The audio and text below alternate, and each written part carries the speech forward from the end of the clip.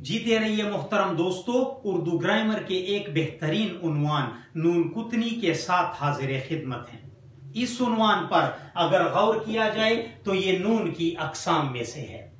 Urdu grammar में नून की total 2 अकसाम हैं। पहली किस्म को नून कुतनी कहकर पुकारा जाता है और दूसरी किस्म को नून गुन्ना कहा जाता है।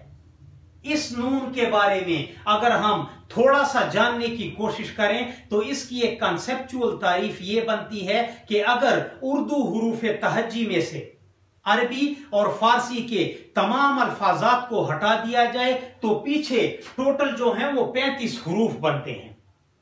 इन 35 में से 32वें नंबर का हर्फ या लफ्ज जो है उसे उर्दू ग्रामर की इस्तिलाह में या हुरूफ तहज्जी की इस्तिलाह में नून कहकर पुकारा जाता है। नून कुतनी उस नून को कहा जाता है कि जिसके अंदर नुक्ता मौजूद हो।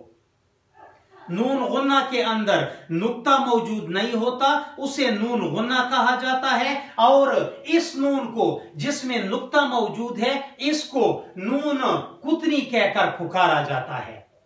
यहां पर एक सवाल यह भी पैदा होता है कि नून कुतनी के उन्वान को दूसरा क्या नाम दिया जाता है। तो इसका जवाब यह है कि नून कुतनी के उन्वान को नून मनकूता कहकर भी पुकारा जा सकता है। कहने का मकसद यह है कि कुतनी का लफ्ज जो है वो मनकूता से बिल्कुल जुड़ा हुआ है। इसी उन्वान को नून कुतनी भी कहा जा सकता है और नून मनकूता भी कहा जा सकता है। उम्मीद है कि आप समझ गए होंगे कि नून कुतनी उस नून को कहा जाता है कि जिसमें नुक्ता मौजूद हो और जिस नून में नुक्ता मौजूद ना हो उसे नून गुन्ना कहकर पुकारा जाता है। तो अपना भी ख्याल रखिएगा और हमें भी दुआओं में याद रखने की जरूर कोशिश कीजिएगा। अस्सलाम वालेकुम।